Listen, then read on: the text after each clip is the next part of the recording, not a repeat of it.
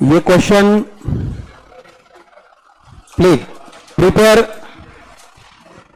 Ledger account on the basis of the given transaction. इसलिए आपको जो लेजर का फॉर्मेट प्रोवाइड किया हुआ है ना, यहाँ एक पेज पे करीबन 9 लेजर थे, वो हिसाब से 17-18 लेजर के लिए आपके पास पूरा फॉर्मेट दिया हुआ है। हमको यहाँ सभी ट्रांजैक्शन जो है ये इसी हिसाब से पोस्ट करना है। देखिए अभी आपके पास यहाँ पे कुछ डेबिट के बैलेंसेस गिवन है।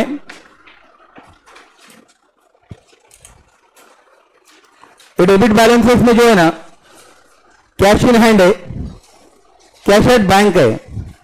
आपका पहला लेजर होना चाहिए cash account.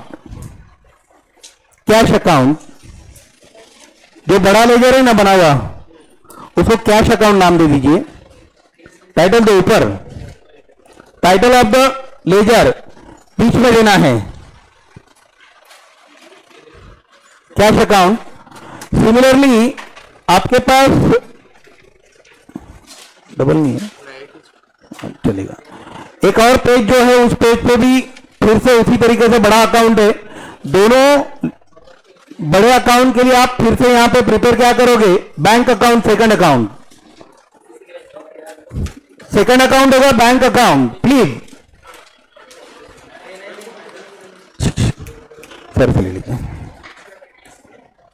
Second account bank account.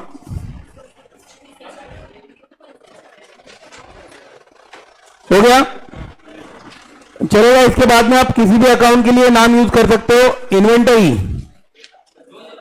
Inventory of goods.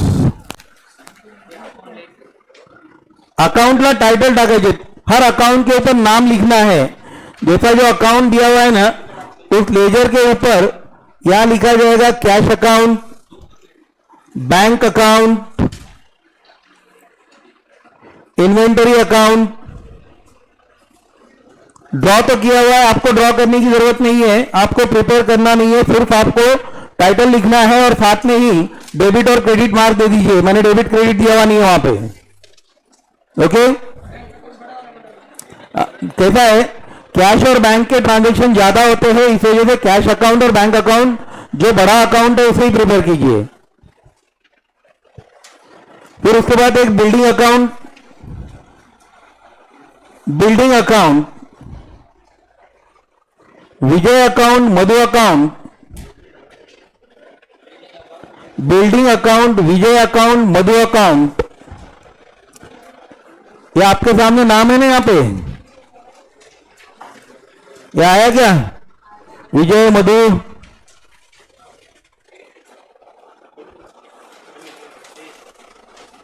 उसके बाद में आनंद अकाउंट, कैपिटल अकाउंट।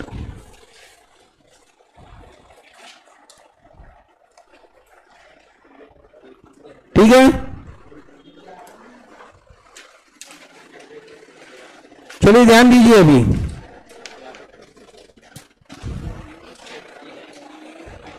आपके पास तो रेडीमेड आ गया, मुझे तो प्रिपेयर करना पड़ेगा।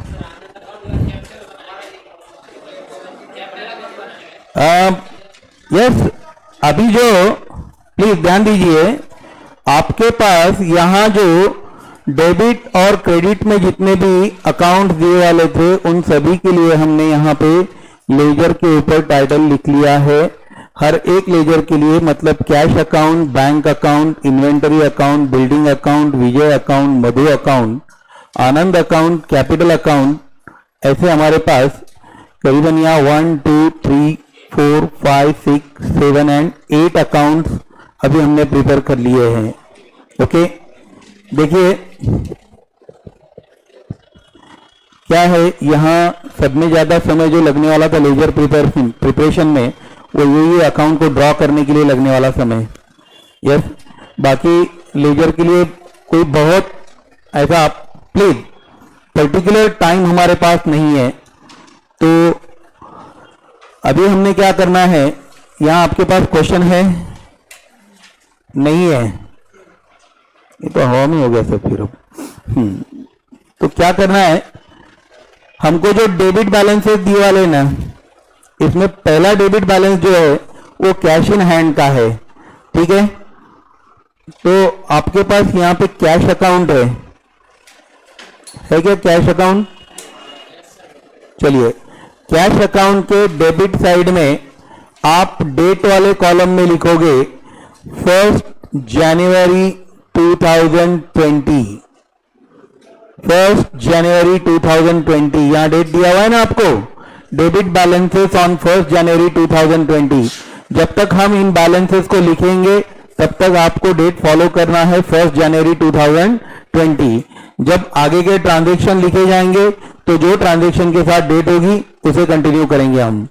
फिर cash account, cash in hand account या कैश अकाउंट के डेबिट में आप क्या लिखोगे? To balance brought down, to balance brought down. कितना है कैश का बैलेंस? 8,000 रुपए, ठीक है।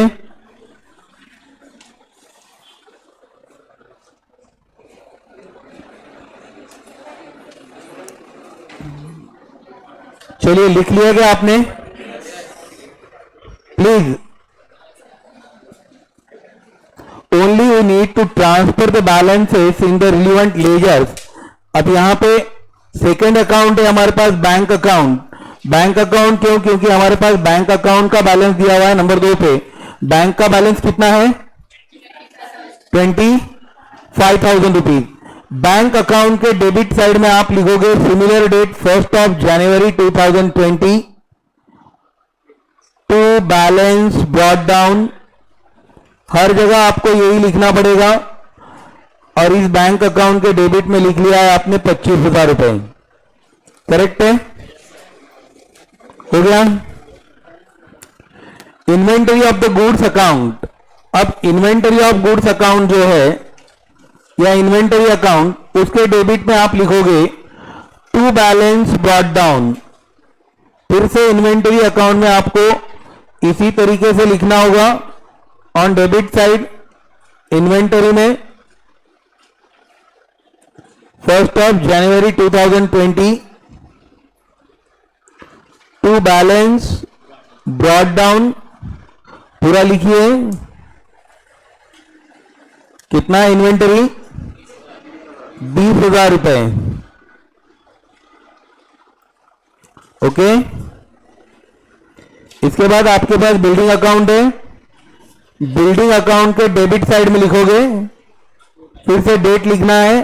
डेट लिखना बिल्कुल भूलिए मत, 1 जनवरी 2020 to balance brought down. Building का बैलेंस है, ओपनिंग बैलेंस 10,000 रुपए।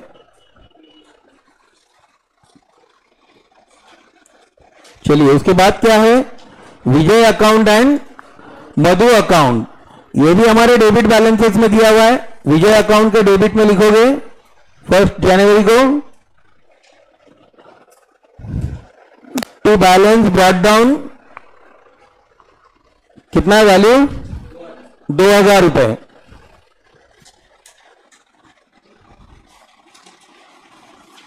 मधु के डेबिट में लिखना है टू बैलेंस ब्रॉट डाउन 2,000 रुपए। चलिए ध्यान दीजिए, आपको पता है हमने क्या किया है यहां पे? जितने भी लेजर्स हमारे पास में डेबिट मींस जिनका बैलेंस हमें डेबिट बैलेंस दिया हुआ था, यहां आपके पास मेंशन किया हुआ है डेबिट बैलेंस। तो उन सभी लेजर के डेबिट साइड में उसका बैलेंस हमने कैरिड किया है। क्या किया है? बैलेंस को कैरिड किया है। यहां अब ये डेबिट बैलेंस कैरिड होने के बाद हमारे पास इसी क्वेश्चन में फिर से दिया हुआ है क्रेडिट बैलेंसेस ऑन 1 जनवरी। तो मुझे बताइए इसका क्या किया जाएगा?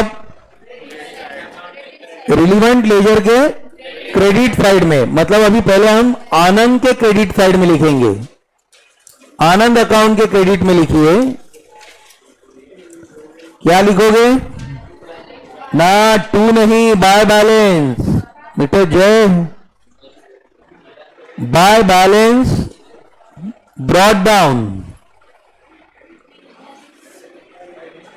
ब्रॉड डाउन, सभी जगह ब्रॉड डाउन है, कैरी डाउन नहीं है।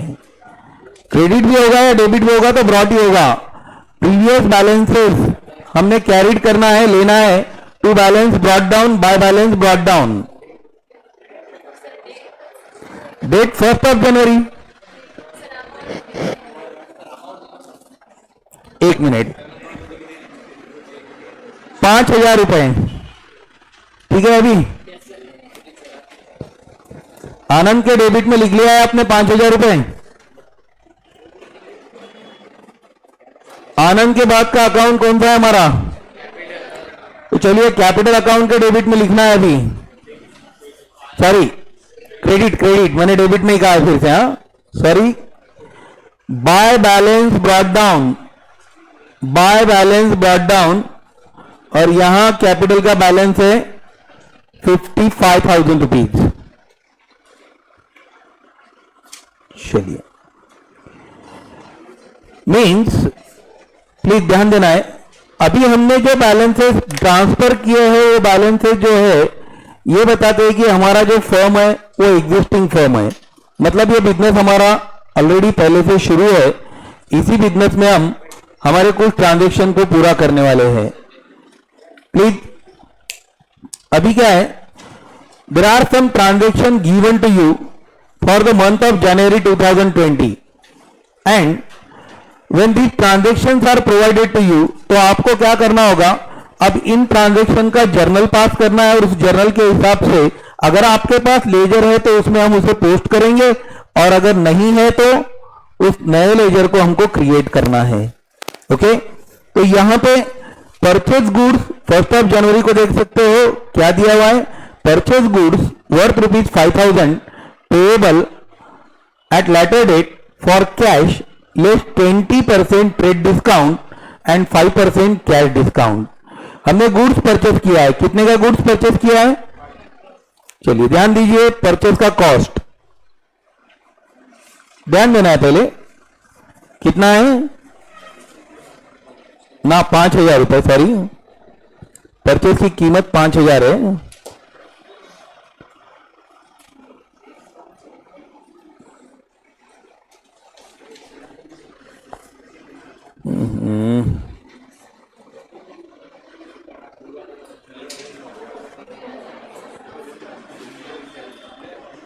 प्लीज प्लीज प्लीज प्लीज, अब परचेज का प्राइस 5,000 रुपए है, ट्रेड डिस्काउंट कितना दिया गया है? 5,000 का 20% ट्रेड डिस्काउंट माइनस करना है, रिमेनिंग बैलेंस कितना है? क्या आपको ये पता है ट्रेड डिस्काउंट अकाउंटेबल नहीं होता है, मतलब ट्रेड डिस्काउंट को हमें अकाउंट्स में कंसीडर नहीं करना होता है, क्योंकि ट्रेड डिस्काउंट मार्जिन मनी का पार्ट होता है। ओके, अब यहां हमारे पास में ट्रेड के साथ में कैश डिस्काउंट भी गिवन है 5%। 4,000 का 5% कितना होता है? 200 रुपीज। अब ये 200 रुपए माइनस कर लेंगे तो रिमेनिंग बैलेंस कितना है? चलिए अब ध्यान दीजिए इधर, purchase goods worth ₹5,000 for cash. अब हमने कैश के लिए इसे परचेज किया है, तो हमारा जर्नल क्या पास होता है देखना है पहले, परचेज अकाउंट डेबिट क्या होगा, और उसका कॉस्ट होगा 3,800 रुपए। प्लीज एक बार देख लीजिए, लिखने की जरूरत नहीं है, आपको लेजर पोस्टिंग करना है। आप अगर चाहते हो तो आपको जर्नल प्रिपेयर करके लेजर करना होगा, लेकिन जर्नल प्रिपेयर करके लेजर करना नहीं चाहिए। कुछ बातें ऐसी भी है कि हमने डायरेक्टली पोस्टिंग भी हमारे पास रहना चाहिए, क्योंकि हमें ये पता है कौन से अकाउंट इन्वॉल्व है। Purchase account debit, discount, allowed account debit 200 रुपए, टू कैश अकाउंट, शायद गलती हो गई, शायद नहीं गलती हो गई है, purchase account debit 4,000, to cash account 3,800, to discount received account, to discount received account 200 रुपए। चलिए प्लीज इधर ध्यान देना है। हमारा ट्रांजेक्शन था 5,000 रुपए का। कितने का ट्रांजेक्शन है? 5,000 rupees. Goods purchase for ₹5,000, purchase goods worth ₹5,000 for cash less 20% trade discount and 5% cash discount. Cash discount कितना है? 5%। हमारा कैलकुलेशन कैसे आ रहा है फिर? 5,000 का परचेस है, ट्रेड डिस्काउंट हो गया 1,000 रुपए, तो हमारा नेट वैल्यूएशन होता है 4,000, जिसमें से हमने 5% सीडी माइनस किया है, तो रिमेनिंग बैलेंस 3,800 है। परचेस पे का डिस्काउंट हमको रिसीव होने वाला है, इसीलिए हमारा एंट्री क्या होता है? Purchase account debit to cash account to discount account. अभी आपके पास तो कैश अकाउंट अवेलेबल है, आपके पास परचेस अकाउंट अवेलेबल है क्या? तो आपको एक अकाउंट ड्रॉ करना होगा, परचेस अकाउंट। कौन सा अकाउंट ड्रॉ करोगे? Purchase account.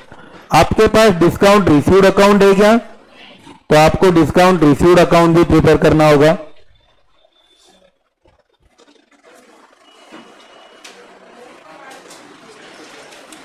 चलिए हो गया। लेजर के लिए 2 से 3 क्वेश्चन हमको जरूर देखना चाहिए, क्योंकि अभी ये जो आज का समय कम था, इस वजह से आपके सामने एक लेजर का फॉर्मेट मैंने दिया है, लेकिन हमको लेजर ओन ड्रॉ करना है। यस, नेक्स्ट क्वेश्चन के लिए आपको लेजर खुद को ड्रॉ करना होंगे। हाँ, ये बात ध्यान में रखिए, लेजर ड्रॉ करते समय कम से कम 10 लेजर पहले आप ड्रॉ कर लीजिए, minimum 10 ledger. Okay, if required then उसके बाद में आप जितने लेजर लगेंगे उतने प्रिपेयर कर सकोगे, लेकिन कम से कम 10 लेजर तो एक अकाउंट में हमारे पास रहने वाले हैं। चलिए प्लीज, अभी आपने परचेज अकाउंट ड्रॉ किया है,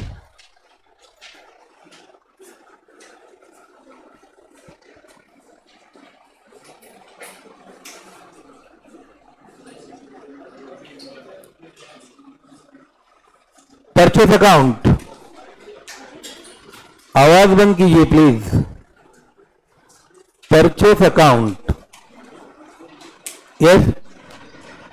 अब आप इस क्वेश्चन में देख सकते हो कि आपका डेट क्या है। सुनिए प्लीज, डेट क्या है? 1 जनवरी। हमारा जर्नल क्या पास हुआ है? परचेज अकाउंट डेबिट है। परचेज अकाउंट क्या है? इसका मतलब पोस्टिंग करते समय हमें कहां लिखना होगा? परचेज अकाउंट के डेबिट साइड में। हमने डेट क्या लिखना है? 1 जनवरी 2020। परचेज अकाउंट के डेबिट में लिखोगे 1 जनवरी 2020।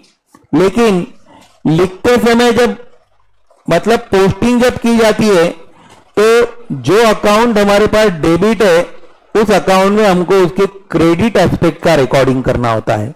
कौन सा रिकॉर्डिंग करना होता है? अब हमारे पास क्रेडिट एस्पेक्ट में क्या है? To cash account. कितना था कैश हमारे पास? 3,800 रुपए, 3,800 rupees debit to purchase account. फिर से वही डेट 1 जनवरी 20, परचेस के ही डेबिट में लिखोगे टू डिस्काउंट रिसीव्ड है, अलाउड नहीं है। टू डिस्काउंट रिसीव्ड कितना अमाउंट? 200 रुपीज। चलिए प्लीज, हमारा जर्नल क्या पास हुआ था? Purchase account debit to cash account to discount account. इसलिए क्या हुआ है? परचेज अकाउंट के कौन से साइड में रिकॉर्डिंग किया गया है? क्या लिखा है हमने? टू कैश, हमने कैश पेड किया था 3,800 रुपीज, और डिस्काउंट कितना है? Received 200 rupees. ये परचेज के डेबिट में लिखा गया है। अब यहां हमारे पास में क्रेडिट एस्पेक्ट में क्या है? To cash account and to discount account. तो चलिए अभी कैश अकाउंट के क्रेडिट साइड में लिखना है आपने। कहां लिखोगे? कैश अकाउंट के क्रेडिट साइड में। कैश अकाउंट के क्रेडिट साइड में आपको डेट लिखना है 1 जनवरी 2020। फिर लिखोगे बाय परचेज अकाउंट। क्या लिखोगे? By purchase account. लेकिन यहां देख सकते हो कैश का अमाउंट कितना था, तो बस इसका रिकॉर्डिंग भी कितने अमाउंट पे होना चाहिए? 3,800 रुपीज, 3,800 रुपए। अब यहां हमारे पास में एक और अकाउंट है। कौन सा अकाउंट है? Discount received account. आपके पास डिस्काउंट रिसीव्ड अकाउंट आपने प्रिपेयर किया है अभी? चलिए, डिस्काउंट रिसीव्ड अकाउंट के क्रेडिट में प्लीज, डिस्काउंट रिसीव्ड अकाउंट के क्रेडिट में 1 जनवरी 2010 को, सॉरी 20 को बाय परचेज, क्या लिखोगे? बाय परचेज अकाउंट सिर्फ 200 रुपए।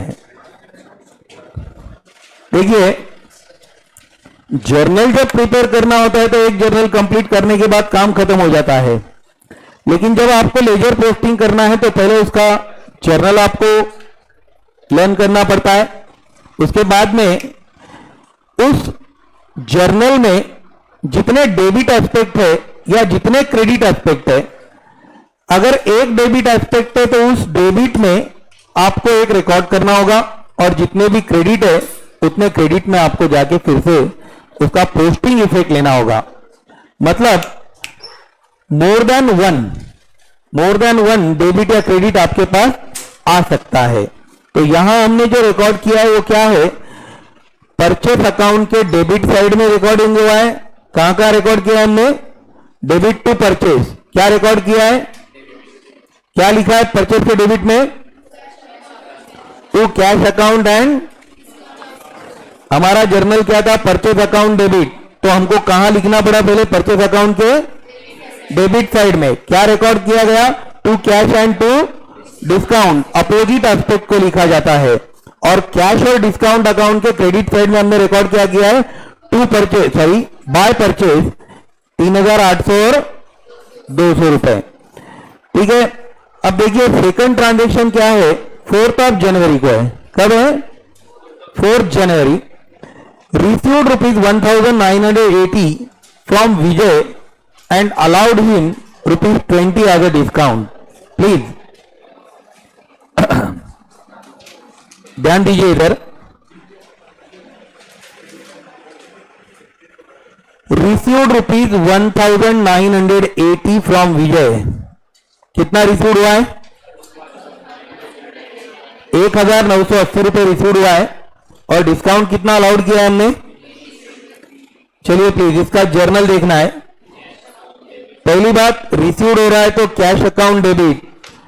कैश अकाउंट डेबिट कितना है? 1,900। Please discount allowed account debit 20 rupees to Vijay account 2,000 रुपए। क्या है journal? Received rupees 1,980 from Vijay and allowed him 20 rupees 20 as a discount. तो जर्नल क्या पास किया है हमने? कैश अकाउंट डेबिट, क्योंकि कैश रिसीव्ड हो रहा है। Discount allowed account debit means when we received the cash on that time discount is allowed by us. हमें डिस्काउंट देना होगा। Cash account debit, discount account debit to Vijay account. अब देखिए आपके पास कैश अकाउंट है, आपके पास कैश अकाउंट है। क्या आपके पास डिस्काउंट अलाउड अकाउंट है? ड्रॉ कीजिए। फिर डिस्काउंट अलाउड अकाउंट ड्रॉ करना है। Discount allowed account, number of ledger उसी वजह से दिए वाले आपके पास। हाँ, कोई भी कहीं पर भी प्रिपेयर कर सकते हो। आपके पास वहां दिया हुआ है ना, वहां एक्सेस लेजर है उसमें। देखिए आज आपको ये जो पेज दिया हुआ है यहां ऑलरेडी लेजर ड्रॉ है। इतने सारे लेजर हमको लगने वाले नहीं है, इसी लेजर में आपको लिखना है। एक लेजर को नाम दे दीजिए। अभी फिलहाल आज थोड़ा सा मैं लेट हो रहा था, उस वजह से मैंने ये जेरॉक्स प्रोवाइड किया हुआ है। कल से आपको खुद को ही ड्रॉ करना है। हाँ, मजा तो तभी आएगा। हाँ प्लीज, हाँ please, discount, discount allowed account, discount allowed account. Already Vijay account भी हमारे पास दिया हुआ है। विजय अकाउंट है ना गिवन। चलिए ध्यान दीजिए इधर प्लीज, ऑल ऑफ यू।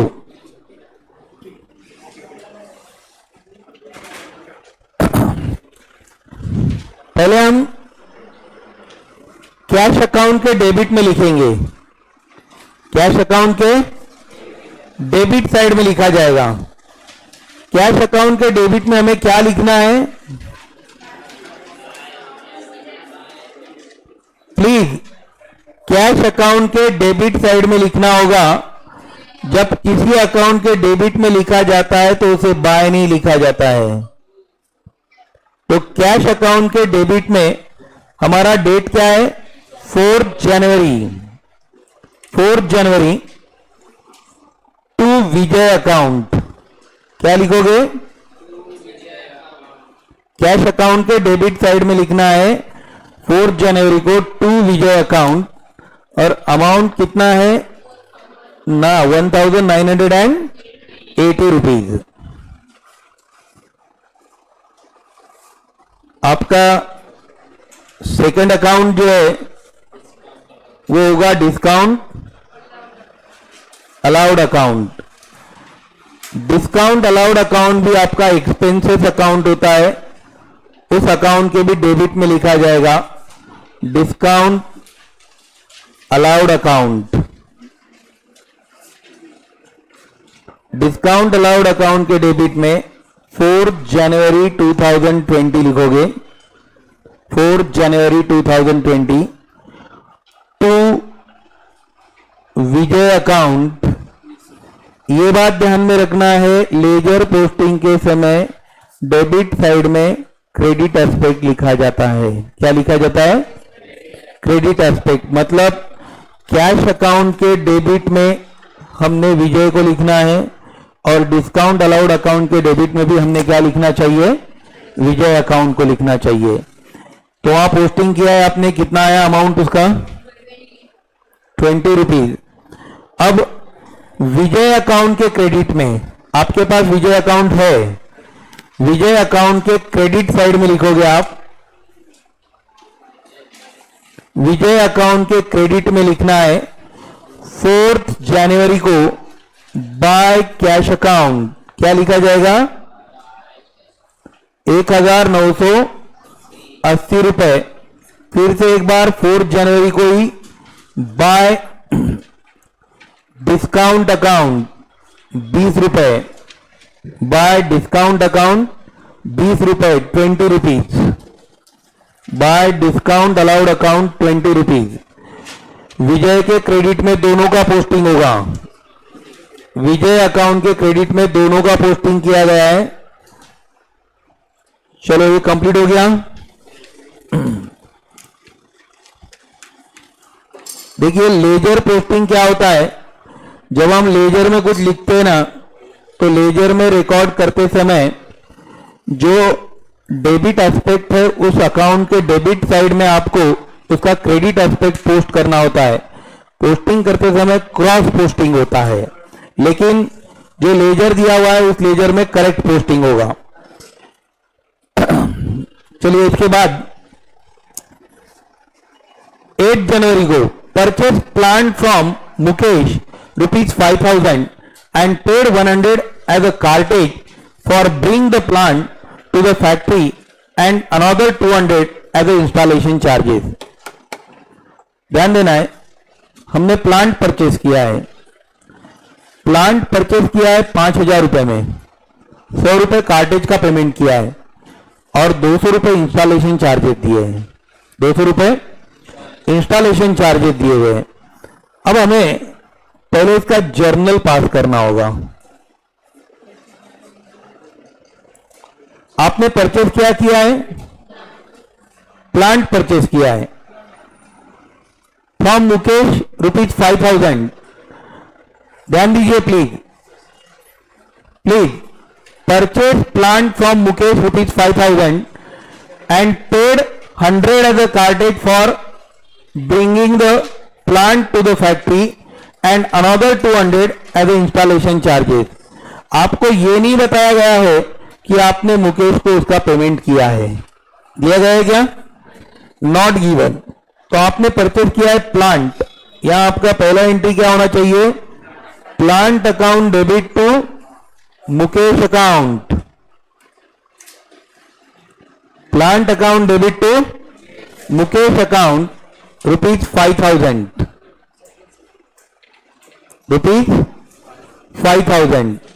इसके बाद आपने दो पेमेंट किए हुए हैं, एक तो है कार्टेज और दूसरा क्या पेड किया है आपने?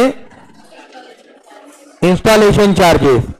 एक्चुअली ये दोनों भी हमारे कॉस्ट ऑफ एसेट में इंक्लूड होते हैं, कॉस्ट ऑफ एसेट में इंक्लूड किए जाते हैं।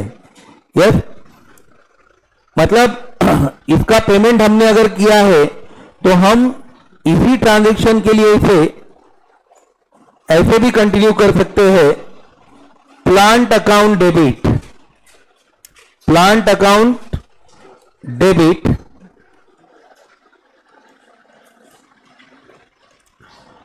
$5,300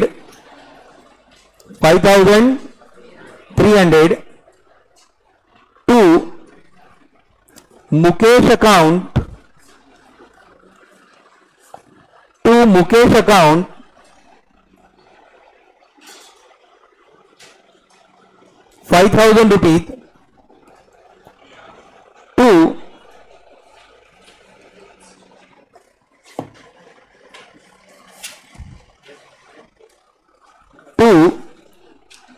₹5,000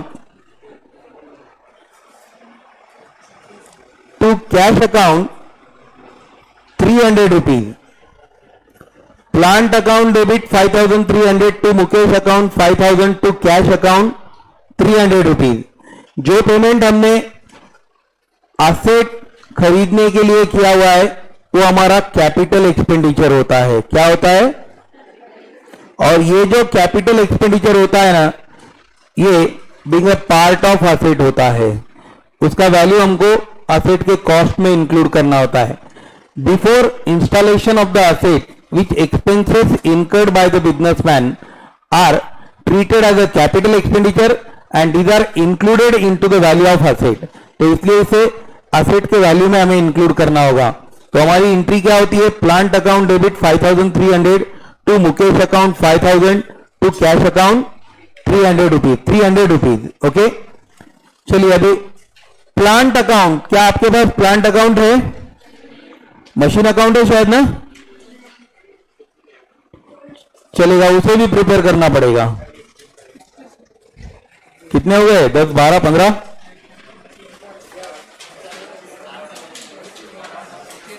13 अकाउंट प्रिपेयर हो गए अभी तक, चलेगा। चलिए प्लीज, प्लांट अकाउंट, ये ध्यान रखिए, अभी तो आपके पास अकाउंट रेडीमेड प्रिपेयर्ड है, लेकिन कल से अकाउंट आपको खुद को प्रिपेयर करना है। हाँ, मुकेश अकाउंट भी नहीं है ना आपके पास? मुकेश अकाउंट भी प्रिपेयर कीजिए। प्लांट अकाउंट,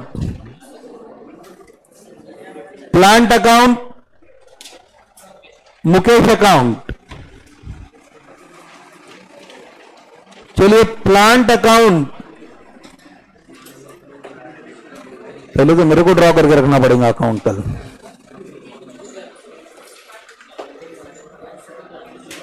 हाँ प्लीज, यहां क्या है? प्लांट अकाउंट डेबिट है, प्लांट अकाउंट डेबिट है। ध्यान दीजिए, डेट क्या है हमारे ट्रांजैक्शन की? प्लांट अकाउंट के डेबिट में लिखोगे 8 जनवरी 2020। प्लीज, 8 जनवरी 2020 टू मुकेश अकाउंट,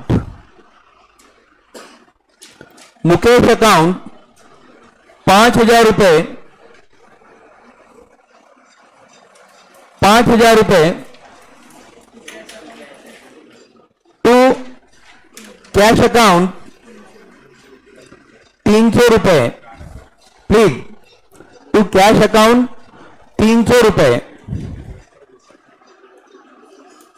अभी आपके पास मुकेश अकाउंट में आपको रिकॉर्डिंग करना है। कहां रिकॉर्ड करना है?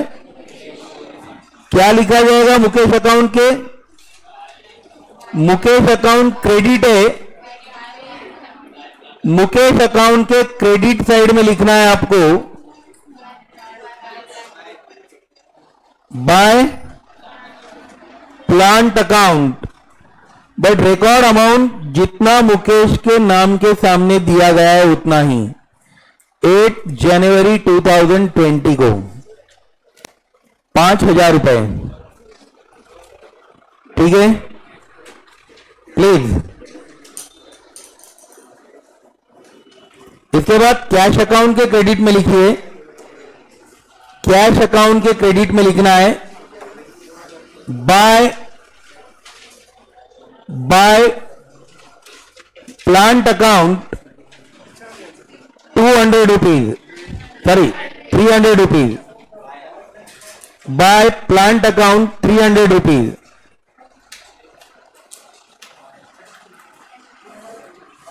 चलिए प्लीज, 12 तारीख का ट्रांजैक्शन क्या है पढ़िए। ये व्हाट इज जर्नल क्या होता है? Sold goods to Rahim, Rahim account debit, ठीक है, Rahim account to sales account, please, Rahim account debit to sales account 600 रुपए, कितना है? 600 rupees, please, Rahim account debit to sales account 600 रुपए, 600 रुपीज। रहीम अकाउंट के डेबिट साइड में रिकॉर्ड करना है।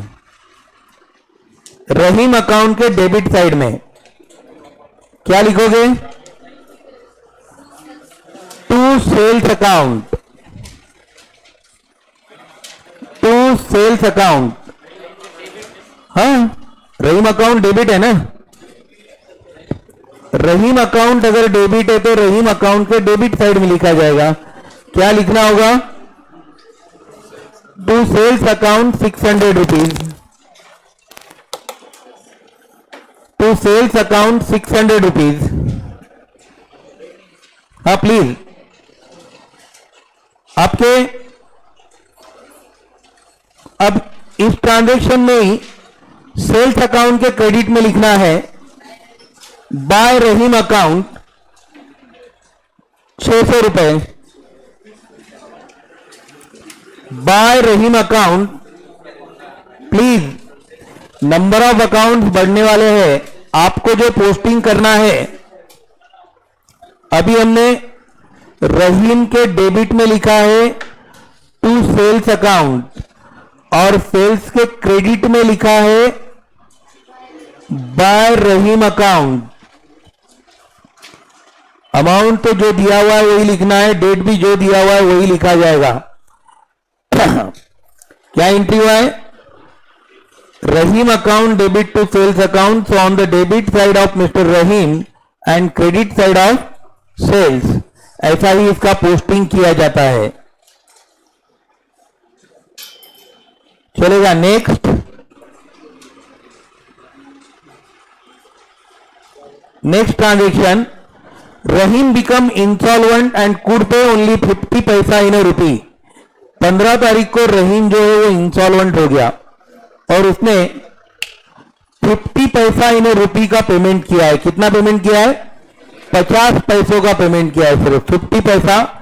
मतलब रहीम को हमने 600 रुपए के गुड सेल किए थे, तो अब वो हमको कितने पैसे देने वाला है? सिर्फ 50 paisa in rupees means 50% amount. 600 का 50% कितना होगा? 300 रुपीज। एंट्री होगा cash account debit, cash account debit 300। अब 50% अमाउंट डूबने वाला है बैड डेब्ट अकाउंट डेबिट।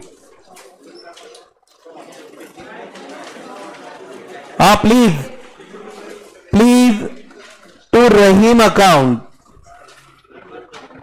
मल्टीपल लेजर से आपने अभी तक जो प्रिपेयर किया है, आपके पास यहां 5, 6, 7, 10 लेजर पूछे नहीं जाने वाले हैं। आपको जब भी लेजर प्रिपेयर करना होगा तो लेजर के बारे में ये बात ध्यान में रखना है। सिर्फ आज का एक बेनिफिट आपके पास ये है कि ये सभी ड्रॉ करके दिया हुआ है, और कल का जो अकाउंट हमारा होगा उसमें आपको खुद को लेजर ड्रॉ करना है। Okay, please. क्या हुआ interviewer? Cash account debit, bad डेब्ट account debit to Rahim account. अभी आप कैश अकाउंट के डेबिट में लिखोगे, कैश के डेबिट में, कैश अकाउंट के डेबिट साइड में लिखा जाएगा टू रहीम अकाउंट। 15 तारीख को टू रहीम अकाउंट 300 रुपए, 300 rupees. To Rahim account 300 rupees. आपके पास बैड डेब्ट अकाउंट नहीं है शायद। प्लीज एक बात ध्यान में रखना है, जो अकाउंट नहीं है उसका प्रिपरेशन करना है। कोई बात सोचने वाली है ही नहीं। बिजनेस में भी ऐसा ही होता है, जितने लेजर्स आपके पास आने वाले उतने लेजर्स आपको मेंटेन करते हुए चलना ही पड़ेगा। बैड डेब्ट के डेबिट में लिखा जाएगा टू रहीम अकाउंट 300 रुपए।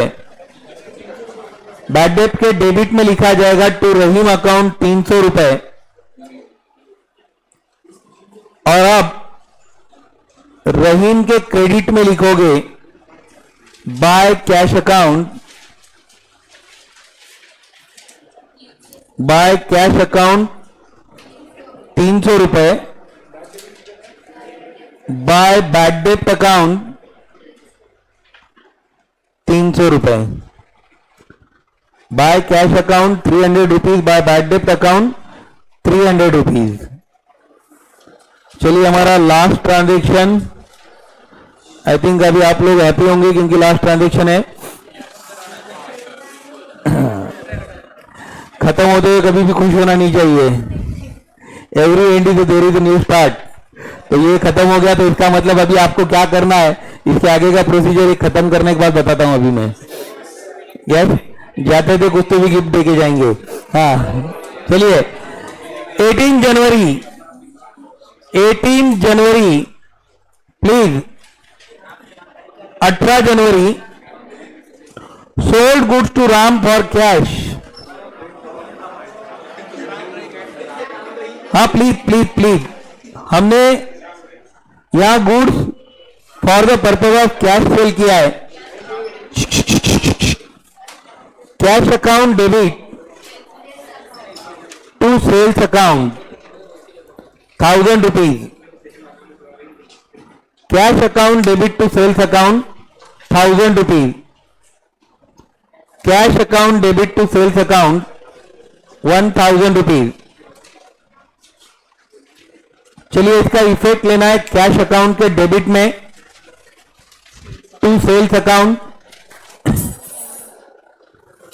टू सेल्स अकाउंट 1000 रुपीज, और सेल्स अकाउंट के क्रेडिट में लिखना है by cash account, by cash account, बोलता हूं सेल्स अकाउंट के क्रेडिट में लिखना है बाय कैश अकाउंट। प्लीज मैं 2 मिनट रुक गया अभी।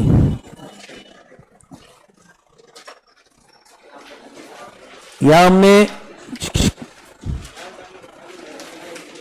इसे क्लोज करना नहीं है, सिर्फ इस ट्रांजैक्शन में से हमने अभी पोस्टिंग इफेक्ट को लर्न करना है।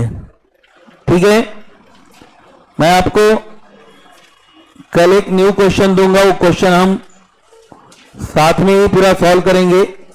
लेकिन लेकिन लेकिन लेकिन प्लीज, अगर आप इस अकाउंट को क्लोज करते हो तो एक बात ध्यान में रखना है, सेल्स अकाउंट को क्लोज करके सेल्स अकाउंट का बैलेंस इन्वेंटरी अकाउंट को ट्रांसफर करना है। सेल्स अकाउंट का बैलेंस कहां ट्रांसफर किया जाएगा? इन्वेंटरी अकाउंट को ट्रांसफर किया जाएगा। परचेज अकाउंट का बैलेंस भी कहां ट्रांसफर किया जाएगा? इन्वेंटरी को ट्रांसफर किया जाएगा। उसके बाद इन्वेंटरी का क्लोजिंग करना है। ओके, अभी प्लीज, अभी कल के लिए आपको यही एडवांस में कुछ वर्क